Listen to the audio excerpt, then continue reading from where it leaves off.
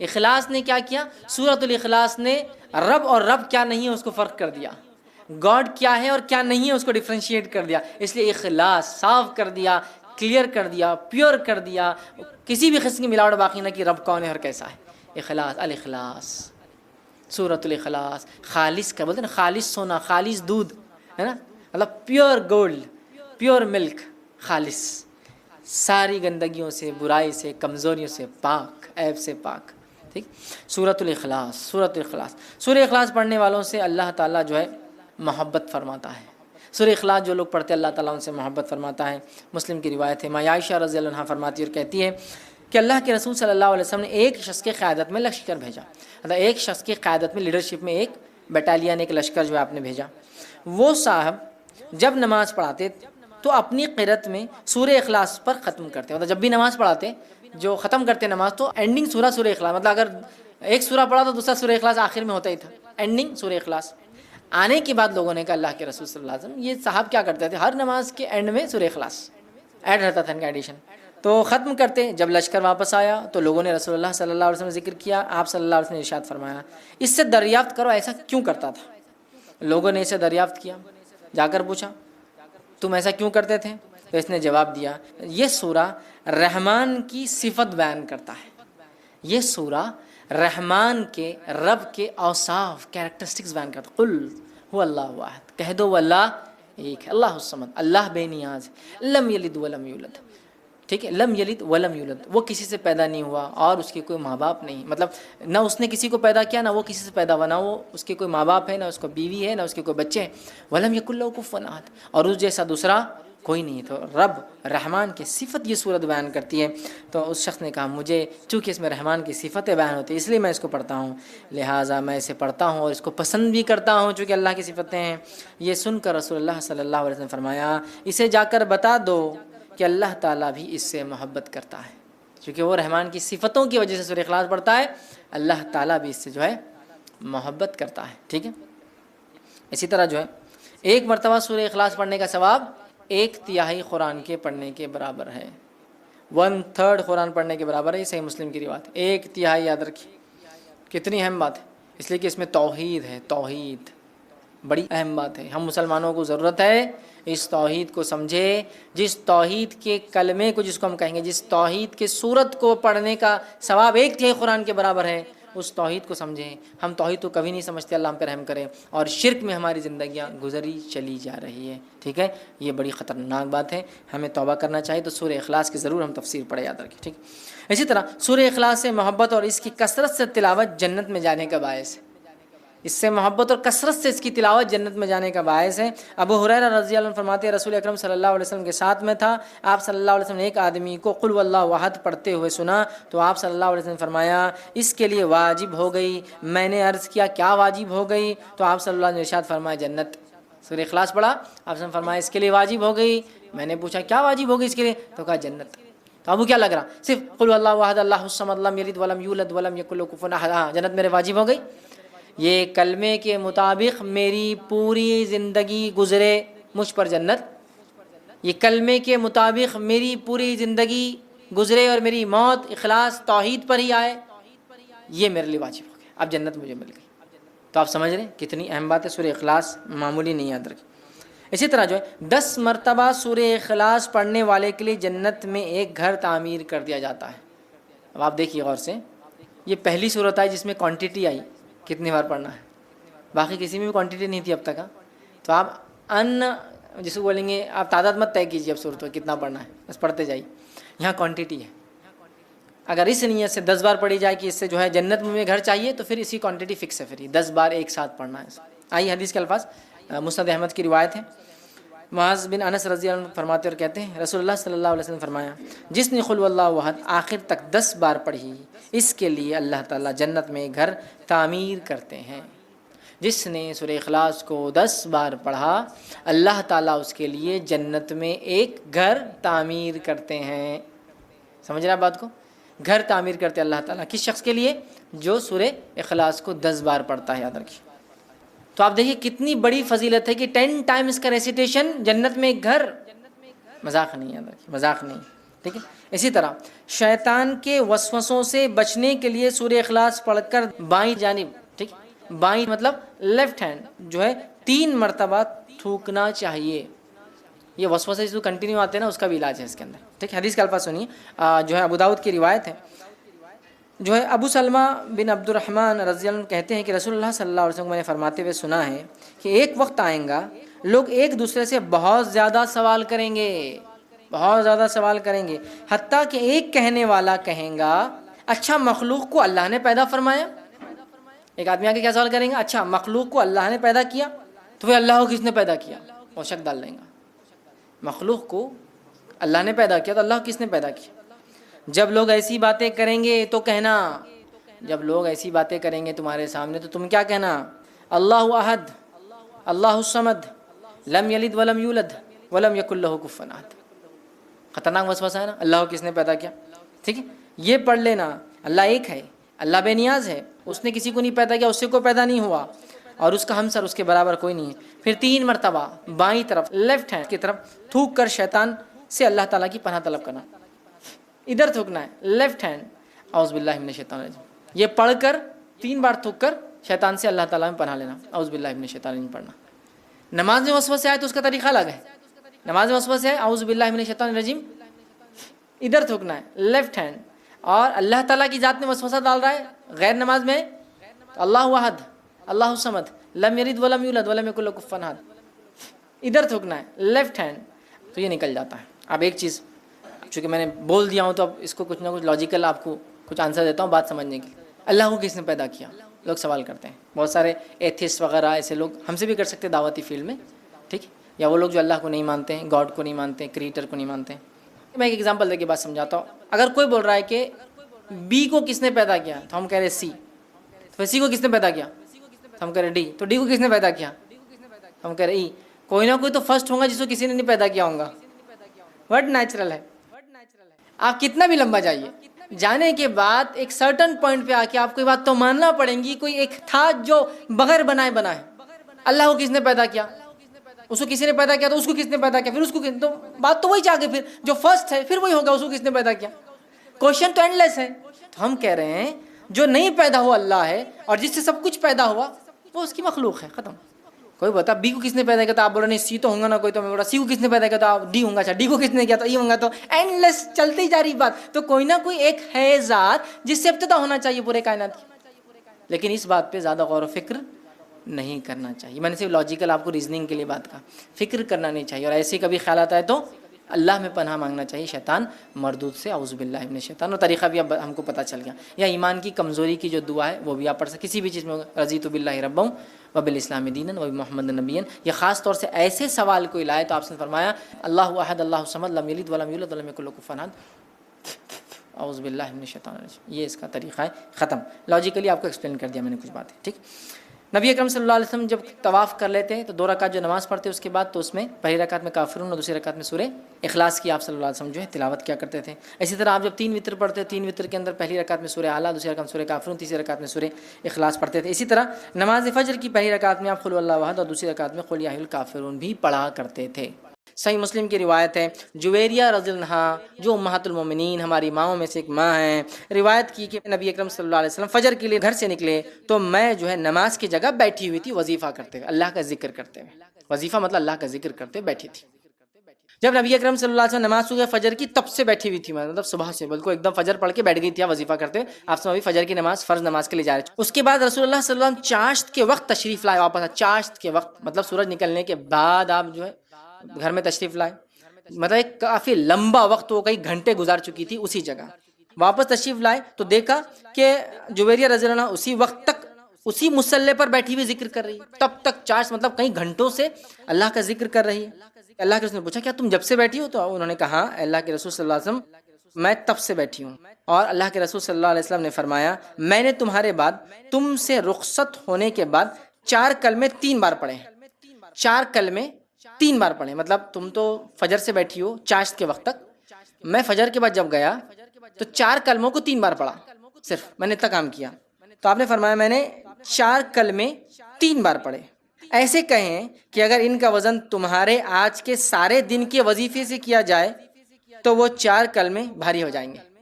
تم تو صبح سے اب تک بیٹھی ہو, میں نے صرف ایسے 4 کلمے پڑھے جو 3 بار پڑھے, تو اگر تم دن بھر بھی یہ وظیفہ کرتے رہو جو تم کر رہی ہو تو بھی میرے کلموں کے مقابلے میں نہیں پہنچ سکتی ہو. تو انہوں نے کہا اچھا کیا کلمے پڑھے آپ نے؟ تو اللہ کے رسول صلی اللہ علیہ وسلم فرمایا وہ کلمے یہ ہے, آپ نے فرمایا کہا سبحان اللہ عدد خلقی, سبحان اللہ عدد خلقی, سبحان اللہ کا لفظ عدد خلقی, اللہ تعالیٰ کی مخلوق کی تعداد کے برابر اللہ میں تیری تسبیح بیان کرتا ہوں, تیری مخلوق کے برابر تیری تسبیح بیان کرتا ہوں. کلمہ نمبر 2 پھر آپ نے فرمایا اور کہا سبحان اللہ رضا نفسی, جس کا معنی ہے اللہ تعالیٰ کی راضی ہونے تک میں اللہ تعالیٰ کی تسبیح بیان کرتا ہوں, اس کے راضی ہونے تک تسبیح بیان کرتا ہوں. تیسرا فرمایا سبحان اللہ زینت عرشی, اللہ تعالیٰ کے عرش کے وزن کے برابر میں اللہ تعالیٰ کی تسبیح بیان کرتا ہوں. پھر فرمایا سبحان اللہ مداد کلمتی, اللہ کے کلمات کو تحریر کرنے کے لیے جتنی سیاہی مطلوب ہے اس قدر یا اس کے برابر میں اللہ تعالیٰ کی تسبیح بیان کرتا ہوں. یہ 4 کلمات آپ نے 4 کلمات 3 بار کہے جو کہ دن بھر کے وظیفے سے زیادہ افضل ہے. سبحان اللہ کا لفظ ہے. دیکھیے سنیے سبحان اللہ عدد خلقی, اسی صحابی کو آپ نے اضافی الفاظ ساتھ کہے دوسری روایت میں کہ جب تجھے نیند آئے تو وضو کر اور اپنی دائیں جانب پر لیٹ جا, دائیں جانب سیدھے طرف لیٹ جا, الٹے طرف نہیں, یاد رکھیں سیدھے طرف لیٹنے کے کیا فائدے آج ہم جانتے ہیں کہ جو دل ہوتا ہے ہمارا وہ الٹے طرف ہوتا ہے. جب ہم سیدھے جانب سوتے ہیں تو دل ہمارا اوپر ہو جاتا ہے پورے جسم کے, سمجھ رہے, جس سے ایک طبی فائدہ میڈیکل بینیفٹ یہ ہوتا ہے کہ خون کی روانگی جو جسم میں ہوتی ہے بہت اچھی, اس لیے کہ پمپنگ جو ہارٹ ہے, پمپنگ مشین وہ اوپر ہے اور وہاں سے پمپ کرے. آپ کی پانی کی موٹر اگر نیچے ہو اور نیچے سے اوپر پھینکنا ہو تو اس کو پریشر زیادہ لگتا ہے, طاقت زیادہ لگتا ہے. اگر وہی موٹر اوپر ہو تو بڑی آسانی سے بغیر موٹر کی پانی کبھی بار چلا جاتا ہے نا. تو دل آپ کا اوپر آ گیا, آپ سیدھی کروٹ اوپر ہے, جس کی وجہ سے خون کا دوران بہت اچھے سے جسم میں ہو رہا ہے.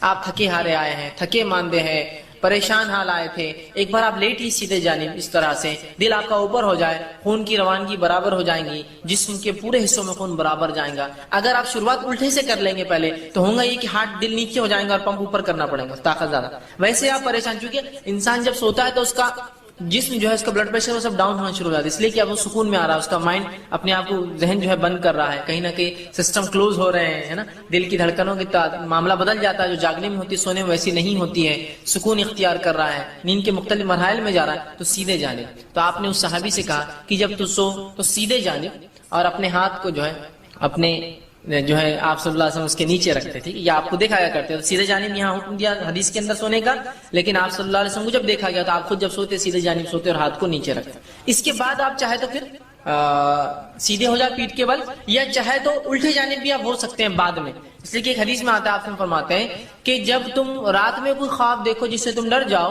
تو اللہ میں پناہ مانگو شیطان مردود سے, اور کروٹ کو بدل دو. تو سیدھے ہے تو الٹا, الٹا ہے تو سیدھا. تو اس سے پتا چلا کروٹ بدلنے سے مراد یہ کہ آدمی الٹا بھی سو سکتا ہے, مطلب الٹے جانب. کیوں تو یہاں اگر سیدھا سو رہا ہوں میں خواب دیکھ کے ڈر جاؤں تو میں کیا کروں گا, پھر الٹے جانب سوؤں گا. تو پتا چلا الٹا بھی سو سکتے, حرام نہیں ہے, یہ بھی جائز ہے, لیکن شروعات تو سیدھے سے ہوں گی, پھر بیچ میں بھی سو سکتے ہیں, پھر الٹا بھی سو سکتے ہیں. ٹھیک, تو یہ کرنا ہے ہم کو. ٹھیک, تو یہاں آپ صلی اللہ علیہ وسلم نے یہاں جو صحابی کو کہا کہ تم سیدھے جانب سے سونا شروع کرو. اسی طرح آپ صلی اللہ علیہ وسلم فرمایا کہ جب تو باوضو ہو کر بستر پر آ جائے تو دائیں ہاتھ کو سرہانہ بنا. یہ بھی حدیث کے اندر الفاظ ہے, یہ بھی متفق علیہ روایت. آپ نے کہا کہ سیدھے جانب سو جا اور اپنے سیدھے ہاتھ کو سرہانہ بنا. سرہانہ مطلب جس سے آپ ٹیک لے کر سوتے ہیں. تو آپ کوشش کریں نیند کی شروعات ایسی ہو, مجبوریاں ہیں, ہاتھ میں تکلیف ہے, یہ ایک الگ چیز ہے, لیکن ہو سکے تو بالکل اس چیز کو اپنانے کی ہم جو ہے کوشش کریں. تیسری چیز, چوتھی چیز جو ہے وہ عمل جس سے کرنے سے فرشتے دعا کرتے, اس میں ایک عمل ہے. نبی اکرم صلی اللہ علیہ وسلم پہ جو درود بھیجتا ہے فرشتے اس کے لیے دعائیں کرتے ہیں. نبی اکرم صلی اللہ علیہ وسلم جو درود بھیجتا ہے, مسند احمد کی روایت ہے, جو عبداللہ بن عمر رضی اللہ عنہ اس کے راوی اور کہتے ہیں, فرماتے ہیں جس شخص نے رسول اللہ صلی اللہ علیہ وسلم پر 1 مرتبہ درود پڑھا اللہ تعالیٰ اس کے فرشتے اس پر 70 مرتبہ درود بھیجتے ہیں. جس شخص نے 1 مرتبہ اللہ کے رسول صلی اللہ علیہ وسلم پہ درود بھیجا اللہ اور اس کے فرشتے 70 مرتبہ درود مطلب بمانہ دعا اس کے لیے 70 مرتبہ دعائیں بھیجتے ہیں. پس بندہ اس کو چاہیے تو اس کو کم کرے, چاہے تو زیادہ کرے. اب بندے کے اوپر ہے وہ کتنی دعا چاہتا ہے اور کتنی نہیں. جتنا زیادہ دعا چاہتا ہے اتنا زیادہ درود بھیجے, جتنی کم دعا چاہتا ہے اتنا کم درود بھیجے. تو اب بندے کے اوپر معاملہ ہے. تو ہمیں چاہیے نبی اکرم صلی اللہ علیہ وسلم پر بکثرت درود بھیجے, بکثرت جتنا ہو سکتا ہے, اس لیے کہ 70 مرتبہ اللہ اور اس کے فرشتے درود بھیجتے ہیں جو نبی اکرم صلی اللہ علیہ وسلم پہ درود بھیجتا ہے. آئیے ایک واقعہ سنیے. جو ہے عبی بن کعب جو ہے رضی اللہ عنہ جو ہے وہ فرماتے ہیں، جامع ترمذی میں یہ روایت آتی ہے، وہ ایک مرتبہ اللہ کے رسول صلی اللہ علیہ وسلم کے پاس حاضر ہو کہا کہ میں نے کہا اللہ کے رسول صلی اللہ علیہ وسلم میں بہت زیادہ درود پڑھنا چاہتا ہوں، تو آپ میری رہنمائی کریں کہ میں اپنی دعاؤں کے کتنے حصے کو درود پر مشتمل کروں اور کتنے حصے میں اپنے لیے دعا مانگوں۔ اور پھر انہوں نے کہا اور میں کتنا حصہ مخصوص کروں دعاؤں کے لیے، کتنا حصہ آپ کے لیے؟ تو آپ نے فرمایا تو جت قدر چاہے اتنا، جتنا پسند کرے کرے۔ تو انہوں نے فرمایا صحابی نے، کیا 1/4 1/4 حصہ میں اپنی دعاؤں کا درود کے لیے مخصوص کر دوں؟ تو آپ نے فرمایا ٹھیک ہے، جس قدر تو چاہے، تمہارے لیے یہ تو بہتر ہوگا۔ تو پھر انہوں نے کہا کہ اللہ کے رسول کیا آدھا میں کروں؟ تو آپ نے کہا تم جس قدر پسند کرو، لیکن اگر اس سے زیادہ کرو اور اچھا ہے۔ پھر انہوں نے کہا کہ اللہ کے رسول صلی اللہ علیہ وسلم 2/3 2/3 میں اگر دعائیں کروں، مطلب درود بھیجو اور باقی دعا؟ تو آپ نے فرمایا تم جس قدر پسند کرو حصہ مخصوص کرو گے، لیکن جتنا زیادہ کرو گے تمہارے لیے ٹھیک ہوگا۔ تو انہوں نے فرمایا کہا اے اللہ کے رسول میں اپنی دعا کے بجائے صرف آپ پہ درود ہی بھیجتا ہوں، کیونکہ آپ نے پاؤ کہا تو آپ نے کہا زیادہ کرے تو بہتر ہے، میں نے آدھا کہا تو آپ نے کہا زیادہ کرے تو بہتر ہے، میں نے 2/3 کہا تو آپ نے کہا زیادہ کرے تو بہتر ہے، اب میں کیا کرتا ہوں صرف آپ پہ درود بھیجتا ہوں۔ تو آپ نے فرمایا کہا تو پھر تو تمہارے غموں کی کفایت کی جائے گی، اگر تم نے صرف میرے اوپر درود ہی بھیجا اور دعا اپنے لیے نہیں مانگی تو پھر تو تمہارے غموں کی اللہ کفایت کر جائیں گا، جتنے غم اور پریشان کفایت کر جائیں گے اور گناہوں کو معاف کر دیا جائے گا۔ تو اس حدیث سے پتہ چلا نبی اکرم صلی اللہ علیہ وسلم درود بھیجنے سے غموں کی کفایت ہو جاتی ہے، ہر غم اللہ دور کر دیتا ہے اور اللہ تعالیٰ جو ہے ہمیں ہمارے گناہوں کو معاف کرتا ہے۔ تو ہمیں چاہیے کثرت سے نبی اکرم صلی اللہ علیہ وسلم درود بھیجے، دنیا کا بھی فائدہ اور آخرت کا فائدہ، دعائیں قبول ہو رہی ہے، معافی مل رہی ہے، فرشتے بھی دعا کرے، اللہ بھی درود بھیج رہا ہے، اور 70 مرتبہ ایک بار بھیجو، 70 مرتبہ اللہ اور اس کے فرشتوں کی دعائیں۔ اسی طرح جو ہے تو دیکھیے 3 بار کرنا چاہیے۔ آئیے اسی طرح جو ہے نبی اکرم صلی اللہ علیہ وسلم جب لیٹ جاتے بستر پر، سیدھے ہاتھ کے رخسار گلے کے نیچے اپنا ہاتھ رکھ لیتے، تب یہ دعا پڑھتے۔ تو کون سی دعا پڑھتے رخسار پہ ہاتھ رکھنے کے بعد؟ سلسلۃ الاحادیث صحیحہ کی روایت ہے، اور برا بن عازب رضی اللہ عنہ فرماتے اور کہتے ہیں نبی اکرم صلی اللہ علیہ وسلم جب بستر پر لیٹ جاتے اور آپ کا دست اقدس سیدھا ہاتھ اپنے رخسار کے نیچے لے لیتے تو یہ دعا پڑھتے، اللہم قنی عذابک یوم تبعث عبادک۔ یہ دعا پڑھتے، دعا کے الفاظ یہ اور ترجمہ، اے اللہ مجھے اس روز اپنے عذاب سے محفوظ رکھ جس روز تو بندوں کو اٹھانے والا ہے۔ اچھا یہ دعا کس لیے معلوم آپ کو؟ یہ دعا کی اشارہ بھی ہے، کیونکہ انسان جب سوتا ہے تو اٹھنا ضروری نہیں ہے، تو دعا کر کے سورے اللہ میری مغفرت کر دے، معاف کر دے میرے، تاکہ اگر اس حالت میں چلے جاؤں دنیا سے تو اٹھوں تو اس روز جو ہے میرے گناہ میں۔ بڑی اہم بات ہے۔ بہرحال آئیے آگے بڑھتے ہیں۔ نبی اکرم صلی اللہ علیہ وسلم بستر پہ لیٹ جاتے تو اور کیا کام کرتے؟ تو اللہ کے رسول صلی اللہ علیہ وسلم گناہوں کی معافی، شیطان سے دوری اور بہترین افراد کی رفاقت کی بھی دعا کرتے۔ جب سونے جاتے تو کیا دعا کرتے؟ گناہوں کی معافی، شیطان سے دوری اور بہترین لوگوں کی رفاقت، دوستی جس کو بولیں گے فرینڈشپ ہو، اس کی آپ جو ہے دعا کیا کرتے تھے، اور رات کے وقت نبی اکرم صلی اللہ علیہ وسلم اس دعا کو جو ہے پڑھا کرتے تھے۔ اسی طرح جو ہے نبی اکرم صلی اللہ علیہ وسلم سونے سے پہلے جو اعمال کرتے اس میں ایک یہ ہے کہ آپ بھوک سے پناہ طلب کرتے، اور سونے سے پہلے بھوک سے پناہ طلب کرتے، یاد رکھیے۔ اور ام المومنین عائشہ فرماتی اور کہتی ہے کہ اللہ کے رسول صلی اللہ علیہ وسلم جو ہے سونے سے پہلے جب بستر پر جاتے تو یہ دعا پڑھتے کہ اے اللہ میں آپ کی پناہ میں آتا ہوں آزادی دینے والی ہر برائی سے اور بھوک سے جو میرے ساتھ سوتے وقت تک رہے۔ یہ دعا بھی آپ کر کے سویا کرتے۔ اسی طرح ابن حبان کی ایک روایت ہے، نبی اکرم صلی اللہ علیہ وسلم اپنے گناہوں کی معافی کی دعا کر کے یاد رکھے سویا کرتے تھے، اور سلسلۃ الاحادیث صحیحہ کے اندر بھی یہ روایت آتی ہے، اور روایت کافی طویل ہے، یاد رکھیے۔ بس مختصر سے دعا رکھ دیتا ہوں۔ دعا کے الفاظ یہ ہے کہ اللہ کے رسول یہ پڑھتے تھے، لا الہ الا اللہ وحدہ لا شریک لہ لہ الملک وله الحمد وهو على كل شيء قدیر لا حول ولا قوة الا باللہ سبحان اللہ والحمد للہ ولا الہ الا اللہ واللہ اکبر۔ یہ پڑھ کے آپ بہرحال سویا کرتے تھے۔ اسی طرح جو ہے سوتے وقت تسبیح تحلیل جو پڑھنا غلام ملنے سے زیادہ بہتر ہے۔ سوتے وقت کی ایک تسبیح یاد رکھیے، وہ تسبیح اگر سونے سے پہلے ہم پڑھیں تو ایک غلام ملنے سے کیا ہوتا ہے؟ آپ کو ایک اسسٹنٹ مل جاتا ہے، کام میں آسانی ہوتی ہے، اس سے بہتر ہے۔ کون سی تسبیح ہے؟ کافی لمبے الفاظ ہیں، حدیث کے پورے الفاظ نہ رکھتے ہوں، آپ کو وہ تسبیح بتا دیتا ہوں۔ الفاظ یہ ہے کہ حضرت فاطمہ گئی اور اپنے والد سے کہا کہ ابا جان کچھ غلام آئے ہیں آپ کے پاس، ہمیں تحفۃ دے دیں۔ تب نبی اکرم صلی اللہ علیہ وسلم فرمائے غلام کو آنے سے زیادہ تمہارے لیے بہتر ہے کہ تم سونے سے پہلے کیا کرو؟ 34 بار اللہ اکبر، سبحان اللہ 33 بار، اور پھر الحمدللہ 33 بار۔ نماز کے بعد جو تسبیح پڑھتے وہ الگ، اور سوتے وقت کی تسبیح الگ۔ نماز کے بعد کی تسبیح 33 بار سبحان اللہ، 33 بار الحمدللہ، 33 بار اللہ اکبر، اور آخر میں لا الہ الا اللہ وحدہ لا شریک لہ لہ الملک و لہ الحمد وهو على كل شيء قدیر، یہ ہوتی 100، یہ ہے نماز کے بعد۔ لیکن سونے سے پہلے کی تسبیح کیا ہے؟ 34 بار اللہ اکبر، 33 بار سبحان اللہ، اور 33 بار الحمدللہ، ہوئے 100۔ ٹھیک ہے، یہ پڑھ کے سونا ہے غلام ملنے سے زیادہ بہتر ہے۔ تو اللہ کے رسول نے حکم دیا، اور حضرت فاطمہ حضرت علی دونوں یہ تسبیح پڑھا کرتے تھے۔ السلام علیکم، آپ بھی ہمارے اسلام میں تعاون کریں، اپنی زکات و صدقات کے ذریعے ڈونیشن ڈیٹیلز کے لیے ڈونیٹ پر کلک کریں۔ اگر آپ ہمارے ویڈیوز پسند آئے ہیں تو اسے شیئر کریں اور حقدار بنیں۔ روزانہ ہماری ویڈیوز کو پانے کے لیے ہمارے یوٹیوب چینل کو سبسکرائب کریں اور بیل آئیکن دبائیں۔ ہم سے دیگر سوشل میڈیا پر جڑنے کے لیے ویڈیو میں دیے گئے آئی ڈی سرچ کریں۔ جزاک اللہ۔ سب سے پہلی چیز تو یہ کہ قرآن کے پڑھنے کے بہت سارے آداب ہیں، یہ سنتیں ہیں، لیکن فرائض نہیں، فرائض الگ ہیں اور آداب یا سنتیں الگ ہیں قرآن پڑھنے۔ جیسے کہ مثال کے طور پر قرآن کو غیر مسلم بھی پڑھ سکتا ہے پڑھنے کے لیے، تب تک کہ وہ ہدایت یافتہ نہیں، وہ پڑھیں گے تو ہدایت کی طرف آئیں گے، یا سنیں گے تو آئیں گے، تو وہ تو بالکل نہ اس کے لیے طہارت کا کوئی مسئلہ ہے، نہ اس کے لیے غسل کا کوئی مسئلہ ہے، نہ اس کو تو کوئی مسئلہ ہے۔ رہا مسلمانوں کے اندر قرآن پڑھنے کی کیا آداب ہے، یہ کیا چیز ہے، تو قرآن کے حقوق ہے۔ حقوق میں ایک چیز ہے کہ قرآن پر ایمان لایا جائے، تو پڑھنے والا بھائی نہیں سمجھے نا، یہ فرائض جس کو بولیں گے اس سے تو ثواب ملے، کیونکہ ایمان والا ہونا تو اجر ملے قرآن پڑھنے۔ لیکن اگر آداب کی حد تک ملے گا تو سنت ہے کیا، تو قرآن کو باوضو منہ کر پڑھا جائے، قرآن کو قبلے رخ منہ کر کے پڑھا جائے۔ ویسے قبلے کا معاملہ تو دعا قرآن نماز میں تو فرض ہے، ہر عبادت میں کوشش کرے قبلے رخ ہو، اس لیے کہ قبلہ ہمارے زندہ اور مردہ دونوں کا قبلہ ہے، تو لہٰذا قبلے رخ ہو کر تو کوشش کرے کہ ہر کام کیا جائے۔ بلکہ اگر کوئی انسان آفس میں بیٹھتا ہے ایسا سمجھتا ہے کہ اگر ڈائریکشن چینج کروں تو قبلے رخ منہ ہو کر ہی بیٹھے آفس میں، تاکہ ہمیشہ قبلے کی طرف بڑھے، کیونکہ یہ تو قبلہ ہمارا زندہ اور مردہ دونوں کی عبادتوں میں ہر کام کی ٹھیک فضیلت ہے، اس کو آپ باوجود مل کر پڑھے، لیکن کنڈیشن نہیں ہوتی، یہ وضاحت کر دیں۔ دوسرا قبلے رخ ہو کر پڑھے، یہ اس کا ادب ہے، اس میں بھی کوئی مسئلہ نہیں، قبلے رخ نہ بھی ہو سکے تو کرو۔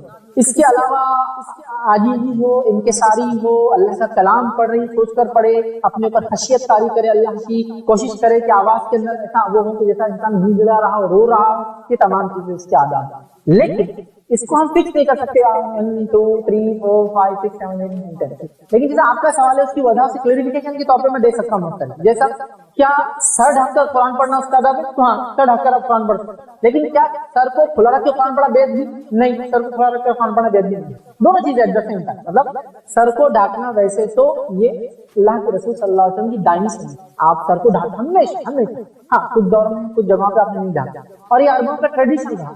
آج بھی عرب میں ایک لٹریٹ طبقہ جو ہے اگر آپ سر کھلا رکھے تو ایک دم ایسا بولیں گے ہاں آدمی سر کھلا رکھتے تو ہے، اتنا ادب کرتے ہیں، سر کو کھلا رکھنا بے ادبی، دس از کلچرل امپیکٹ۔ سیکنڈ، نبی اکرم صلی اللہ علیہ وسلم نے بھی ہمیشہ ڈھانکا، یہ سنت ہوگی، تو آپ ٹوپی سے ڈھانکے، ٹوپی پہ رومال ڈالے، ٹوپی پہ امامہ باندھے، تو جو بھی گھر سر ڈھانکنا چاہیے، پھر کچھ کیپ وغیرہ لوگ کر کے الگ جو بھی گھر سر ڈھانکنا چاہیے، سنت ٹھیک ہے یہ۔ لیکن قرآن کو بغیر سر ڈھانکے کیا پڑھ سکتے ہیں؟ قرآن کو آپ جوتوں میں بیٹھے تو بھی پڑھ سکتے، بہت سے لوگ بولتے ہیں کیا قرآن جوتوں میں ہے تو پڑھ سکتے، بالکل کوئی ٹرین میں بیٹھے ہیں تو کلاس میں بیٹھے ہیں تو کالج میں بیٹھے ہیں تو دلیل نبی اکرم صلی اللہ علیہ وسلم عمل ہے، ابو داؤد کی روایت ہے، نبی اکرم صلی اللہ علیہ وسلم بہت ساری مرتبہ مسجد نبی میں آئے، آپ نے نماز پڑھی اور جوتوں میں نماز ایسے تو قرآن پڑھ سکتے، قرآن کو بیٹھ کر پڑھ سکتے ہیں، لیٹ کر پڑھ سکتے ہیں، قرآن کو کھڑے ہو کر بھی پڑھ سکتے ہیں، بیٹھ کر بھی پڑھ سکتے ہیں، لیٹ کر بھی، کیوں؟ اللہ رب العزت نے قرآن اللہ کے نیک بندوں کی صفت بیان کی، الذین یذکرون اللہ قیام وقعودا وعلی، کہ اللہ کا ذکر کرتے ہیں کھڑے سے، بیٹھے سے اور کروٹوں، اللہ کا ذکر کرتے ہیں، الذین یذکرون اللہ قیام، کھڑے ہو کر ذکر، قعودا بیٹھ ہاں وجنوب، اور اپنے کروٹوں پر اللہ کا ذکر۔ جیسے پتہ چلا قرآن اللہ کا عبد تو کھڑے رہ کر ہی پڑھو، اس کو بیٹھ کر ہی پڑھو، حالت مجبوری لیٹ کر ہی پڑھنا ہوتا ہے، بیمار انسان لیٹا ہے قرآن رکھا ہوا، بیٹھ کر پڑھوں گا تو ایک پارا پڑھ سکتا ہوں، لیکن تھوڑا لیٹ کر پڑھتا ہوں تو 3 4 پارے پڑھ لے تو دن بھر کتنا ٹائم ہے لیٹ کر، کیونکہ آپ زیادہ اللہ کے کلام کی تلاوت کرنا چاہتے ہیں۔ اس کے ادب و ادبی نبی اکرم صلی اللہ علیہ وسلم کے تعلق سے ماں عائشہ فرماتی ہے میں حائضہ ہوتی حیض کی حالت میں، اور نبی اکرم صلی اللہ علیہ وسلم اپنا سر مبارک میری ران پر میری مانجی پر رکھتے ہیں، اور آپ قرآن کی تلاوت کر رہے ہوتے اور میں سن رہا ہوں، تو نبی لیٹ کر پڑھ رہا ہے ماں عائشہ کے ران پر مانجی پر، اور ماں عائشہ حیض کا لگا تو مسئلہ پتا چلا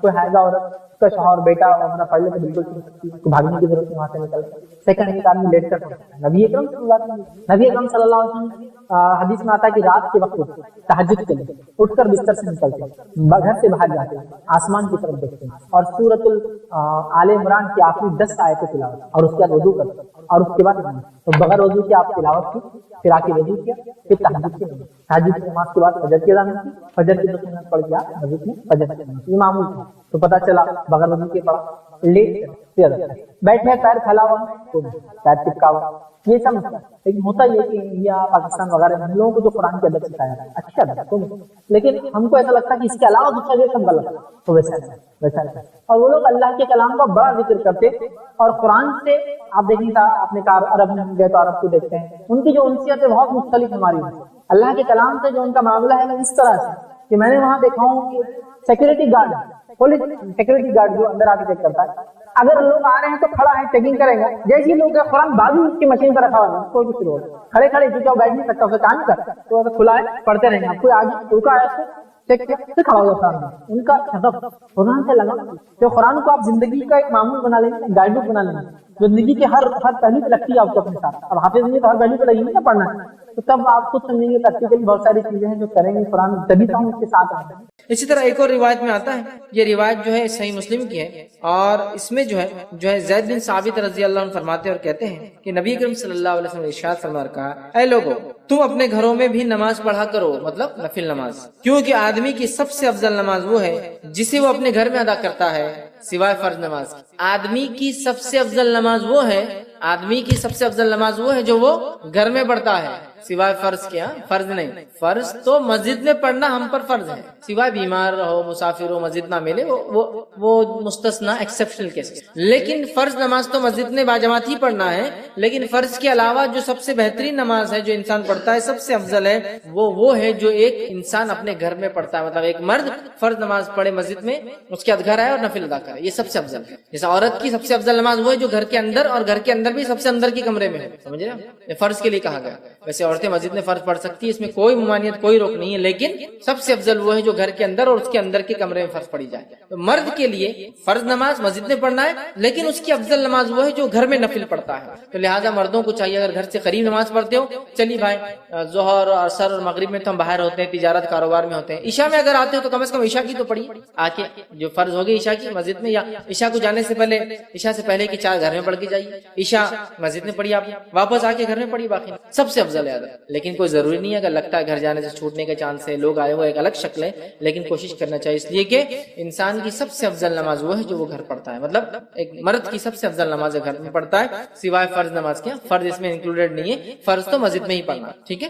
तो लिहाजा हम कोशिश करें नमाज का कुछ हिस्सा नफिल जरूर हम घर, चाहे नमाज को जाने से पहले वाले हो या नमाज को जाने के बाद हो, या इसके अलावा कोई नफिल नमाज। और इसका फायदा ये कि बच्चे भी देखकर नमाज सीखते हैं अपने मर्दों से, माओ को तो देखते हैं, वालिद को भी देखेंगे, इस बहाने मर्दों को भी देखेंगे। इसी तरह सही मुस्लिम की एक और रिवायत है, नबी अकरम सल्लल्लाहु अलैहि वसल्लम फरमाया और कहा, उसके अल्फाज है, तुम अपने घरों में भी नमाज जरूर पढ़ा करो, मर्दों से आप कह रहे हैं, क्योंकि आदमी की बेहतरीन नमाज वो है जो अपने घर में पढ़े सिवाय फर्ज नमाज। तुम में से कुछ लोग या तुम लोग अपनी नमाजों में कुछ नमाजें जरूर अपने घरों में पढ़ा करो। ये नमाज कौन सी है?